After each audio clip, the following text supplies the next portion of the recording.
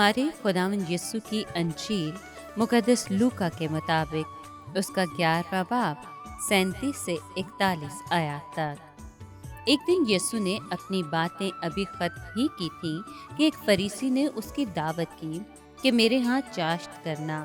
बस वो अंदर जाकर खाना खाने बैठा।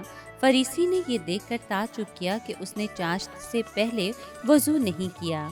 इस पर खुदावंद ने उससे कहा, तुम फरीसी प्याले और रकाबी को बाहर से साफ करते हो, मगर तुम्हारा अंदर लूट और बुराई से भरा है।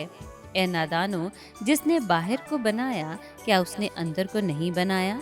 बस जो अंदर है उसे खैरात करो और देखो तुम्हारे लिए सब कुछ पाक होगा।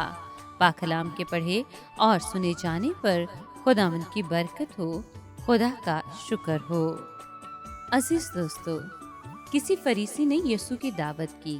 यीशु ने यह दावत कबूल कर ली, मगर जब खाना खाने का वक्त आया तो मेज़बान बहुत मुतअज्जब हुआ कि यीशु ने खाने से पहले गुस्ल नहीं किया। यीशु ने उसके ख्यालात पढ़ लिए और ऐसी रयाकारी और ज़ाहिर परस्ती पर उसे खूब मलामत किया। उसने उसे याद दिलाया कि हकीकी अहमियत प्याले और रकाबी की अंदर की सफाई की है, न कि बैरूनी सफाई की। ज़ाहरी या बैरूनी तौर पर फरीसी बिल्कुल रास्तबाज दिखाई देते थे, लेकिन बातन में टेढ़े और शरीर थे।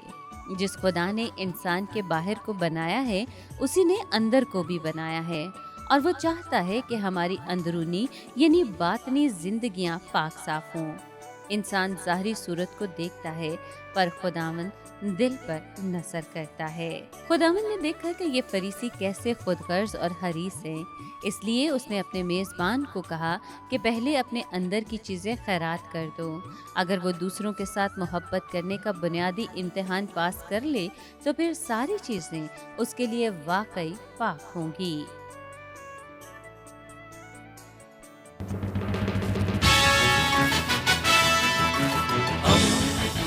दोस्ती का पैगंबर, रेडियो वेरितास एशिया।